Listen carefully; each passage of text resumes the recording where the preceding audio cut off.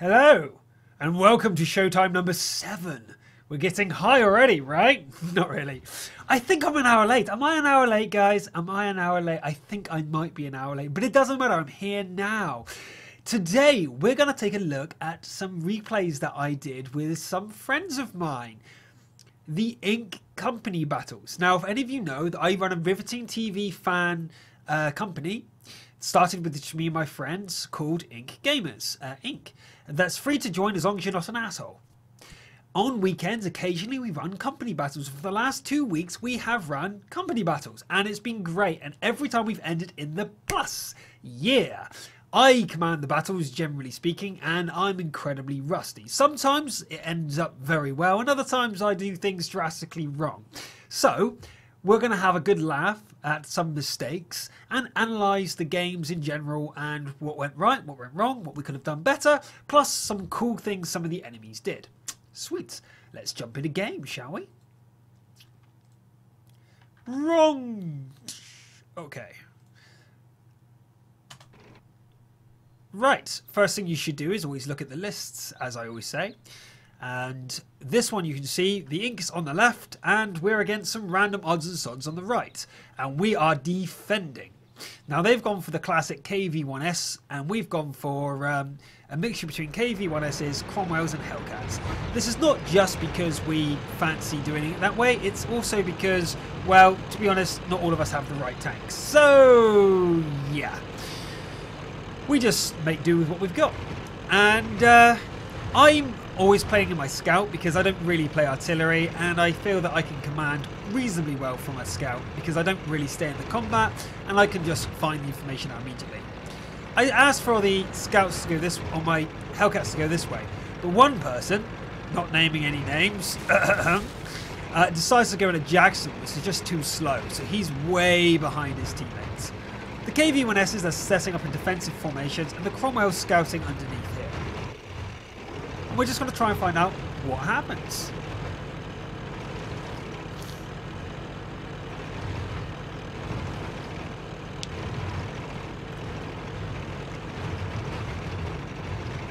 It's exciting stuff. I'll fast forward it until we see something happen. Okay, first things first, this is my first big mistake. I turn around here and say, ah, enemies, rearrange. So I know or think that they're coming down here with all their KV-1Ss doing a push.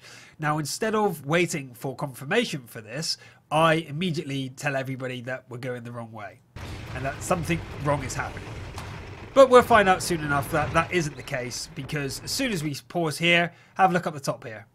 They're actually pushing the other side. Now, this is my first company battle in a long, long time. Okay, there we go. And let's have a look. This is absolutely the very, very first one, by the way. Whee! All right. Free cam, free cam. Are they loading? Are they rendering? The answer is no. Oh, yeah. Did you guys know this, right? On this map, there's always, where is it? A moon. Yep. You got it. There's always a moon. You just don't ever see it. Did you know that? Did you know that? There's always a moon. Anyway, we can't view it because they're too far away and it's not rendering. But I noticed that there's 2 KV-1Ss over there, and I tell the Hellcats to engage with the Jackson supporting, thinking that that would be okay.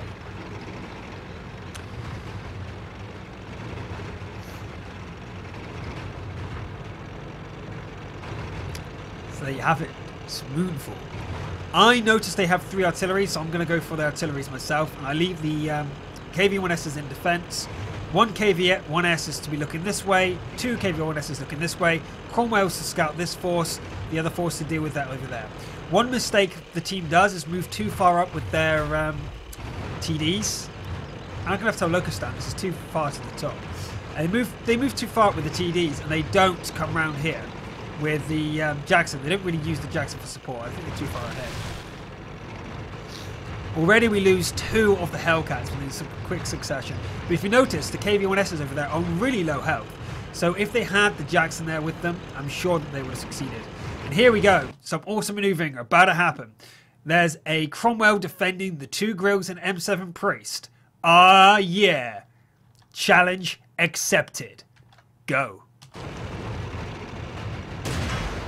1, 2. I've been hit! Oh no! Got him.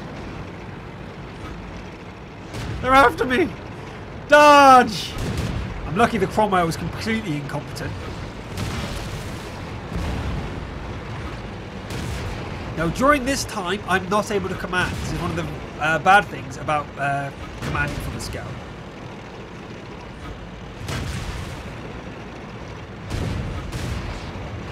Dodge! You think you're getting away, Grill? You think you're getting away? No, you're not getting away from me. Unfortunately, all good times have to come to a close. And the Cromwell was able to finish me off, but not before artillery managed to finish off theirs. At this point, I look at our teammates. Now, if you've been watching and not just watching the action of me driving around my T50, things have not gone out well. We lost one of the defending... let's turn off the map. We lost one of the defending KV-1Ss. We've also lost all the TDs, and that's not good. So, and the Cromwell. So I didn't realise that we were actually doing so badly. And can we actually go over to the others now? Oh, please say we can go over. I'm so far away. This is probably the only one that I'm so far away that things are probably not going to render. But let's unpause and hope that I'm watching from friendly cams, which I should be doing. Yes, I am. Good. So I'm now back in command and realise what the frag was going on, guys. What the tits, right? I was like, come on, guys. How did we lose that? How did we lose both sides? We lost the left and the right. I was like, how did that happen, guys? But it happened, so there's no reason to rage, and I'm back in command now. So I'm like, okay, Dayu, get to the front here. But unfortunately, you'll notice, I actually use this trick later on when we assault this map. But if you notice, all these trees up here makes it impossible for defenders who decide to sit at the top of the hill here, where Dayu is. He's unrendered again. He's at this bush here. 1 bush, 2 bush, 3 bush, 4 bush, 5. You're not going to see anything. Anything coming up here, you're not going to see. Nothing at all. So let's fast forward it a bit. Anything coming up the slopes down here, you're not going to be able to see. And we actually use this for our advantage in a later game because I learned from my mistakes. But this Cromwell, they've still got, is going to scout ahead. It's going to take the map off.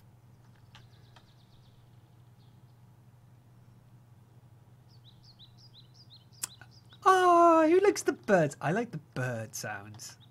Here we go. So they ran straight upon Dayu there. And his first shot was able to finish off the KV-1S. It was at no health. But obviously, he's now in full vision of everyone else and quickly dies. Looking back at the base, it's a similar sort of situation where it's, you know, 1 KV-1S and 2 grills left against so much forces. So I'm going to speed up, and they're quickly going to pick us off one by one. Cool. So I don't have the result screen for that, but basically the mistake that happened was twofold. One, I'm in a scout and I did an offensive maneuver that worked, managed to clear out all their artillery, but at the same time I lost command of my forces. I wasn't able to micromanage them or anything like that. Unfortunately, because we're a casual clan, remember that, we're just playing for fun. My teammates didn't really know what to do, and what happened was the TDs sped ahead of the Jackson. So if you notice, a lot of the KV-1Ss that came from that flank were heavily damaged, and if the Jackson was there, that one extra Hellcat was there, it would have been dealt with. So me not understanding my tanks or being aware of which tanks did what, I didn't realise the Jackson was that much slower than the Hellcat. That was my mistake, and so on and so forth. So we're going to learn from these mistakes, and that's the most important thing you can do. When you play a game and you lose, you learn a lot more than when you win. So cool.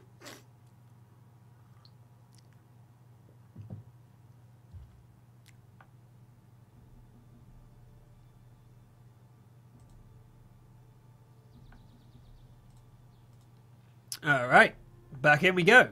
So now we are on encounter on Malanovka against LRD, and I need to be off my face. Is the music on? I like having the music on. There we go. Okay, so we now have. It's actually, is that too loud? I'm gonna adjust it one more time. Cool. Tell me in the chat if it's too loud.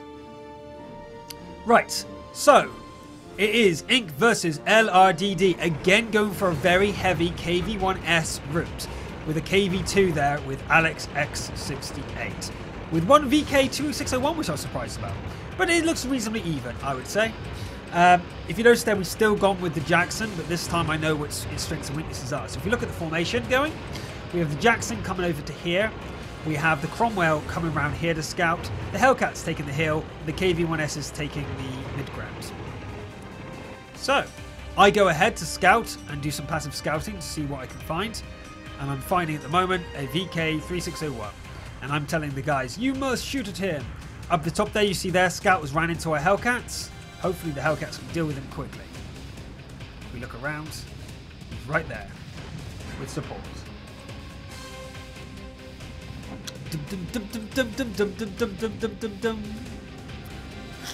Oh. So the T-50 unfortunately is able to escape the grasp of Hellcats, but I told the Hellcats not to go too much further because all the KV-1Ss are there. And I'm prodding and probing. So we have a situation here. All of our guys at the KV-1Ss are in the middle, but only our Hellcats are at the top. I tell the Hellcats to play defensively and use the artillery to their advantage. Play defensive, track them if you can, keep them lit up. T-50, I spot. Time to stop being passive scouting. We need to make sure that this guy goes down. Unfortunately, I'm not hitting. And a KV-1S has spotted me. Big trouble. However, we've lost one of our Hellcats at the top and they've lost a KV-1S, so that's good. Use the rock, use the rock. Look around me. That guy's not looking at me. Good. Okay. Go. What did I ever say about KV-1S? Its weaknesses? Strengths and weaknesses, guys. Know the enemy's strengths and weaknesses. VK decided to help his teammate, but luckily I've called for artillery support. And... yeah! KV-1S goes down. We've still only lost one Hellcat and the hill's been decimated. So half the enemy forces have died on the hill. They're down to two KV-1Ss. Sorry, one KV-1S who's damaged on the hill, plus that VK that's been over there in the middle of the field, and their KV-2 on the other side. We've still got our entire force. Unfortunately, the KV-2 was able to take out Morden in his Cromwell one shot, and I was taken out by the VK.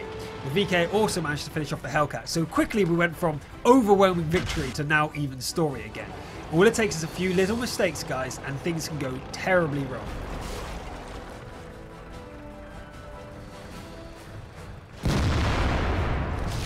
Easy. Okay, so now we're down to a KV-2 versus a Grill and AMX. Now, this looks like it's made, right? You send your KV-1Ss forward together to clear out the artillery. Your artillery supports you. Everyone goes together. You win. That's the theory, anyway. So cool. There's the KV-2. It's damaged. Everyone's at max health on our team. Let's take him out.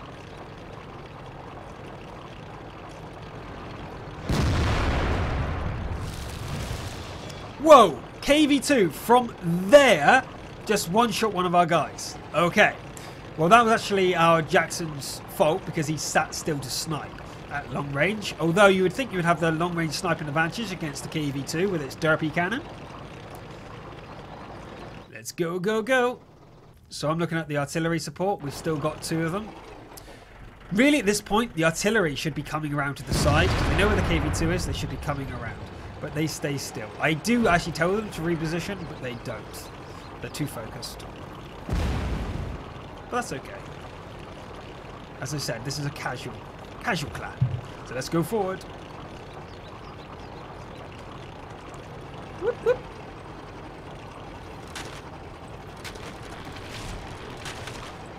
KV-2's around here somewhere. And Tryhard's looking for him.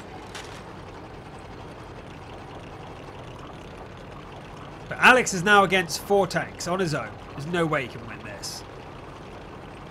So everyone's just ordered to... oh. He one-shot Tryhard. So user X goes in. And the extremely long reload time of the KV-2, he managed to get one shot through and engages at close range. But he's only at 423 health. If something hits him now, he's dead. The artillery still haven't repositioned correctly. And... the second KV-1S goes down. Okay, still no problem. As long as the artillery stay together, one of them scouts. The other one shoots, no problem. So let's fast forward a bit and see what we do. So we have one guy at the front here scouting. The other guy stays back. Now, this is a big mistake here from Spyball. What we told Spyball to do was go behind, if we take off the map, behind the destructible terrain. Behind the destructible terrain, so when the KV2 comes up, he cannot shoot her without having to fire first and reload. So then we said, okay, as soon as he fires at the destructible terrain, you shoot him, and Dorjan shoots, and we've won. Cool. Let's unpause. But if you notice, this angle that Spyball is heading is not towards the destructible terrain, it's instead towards the bush at the back. And now it's in the open, basically. Comes across, and dead.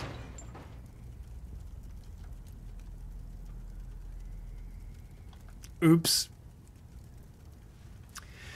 So now, we're now 1 tank versus the KV2 from 6. So, we're all in a bit of shock right now. And I'm going to fast forward a little bit. And Dorjan has put up an absolute epic fight over here. First shot misses, unfortunately. Fast forward a bit more. He moves forward instead of backwards. We're all screaming at him over TeamSpeak. This is obviously not a good situation for him. It's like, dude, get back, get back. He goes, aha, use the rock for cover and shoot over the rock. Boom. Spot him, spot him. Okay, we missed again. Use the rock for cover. Now, I told him right now, you've hit him, and there's no way he can hit you, right? Look at the angle, guys, right? I said, don't move. Everyone else was like, move. I said, no, don't. Just aim again. You've got him. There's no way he can hit you there. No way he can hit you there. Absolutely no way he can hit you there.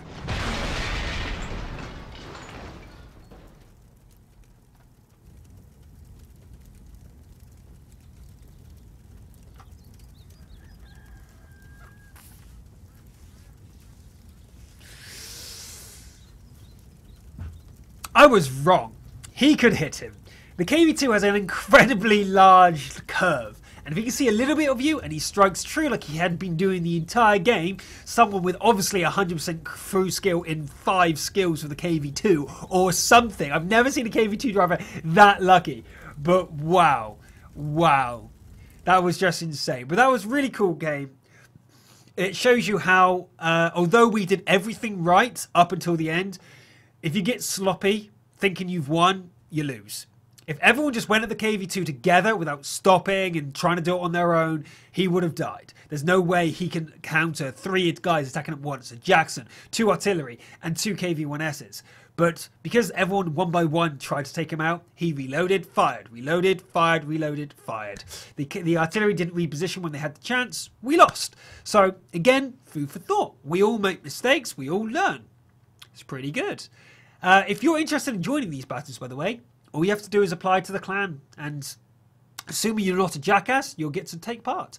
You have to have Skype or TeamSpeak or whatever we decide to use, because, you know, we're trying to... It's our only time we're semi-serious, right? It's the only time we're even remotely serious in Ink, okay? So feel free to join in, because every other Sunday, or even every Sunday at the moment, that we're doing it. So, yeah. Anyway, come back for part 2, where we have a few more battles to go through, and maybe a story or two. See you in a minute. Yeah!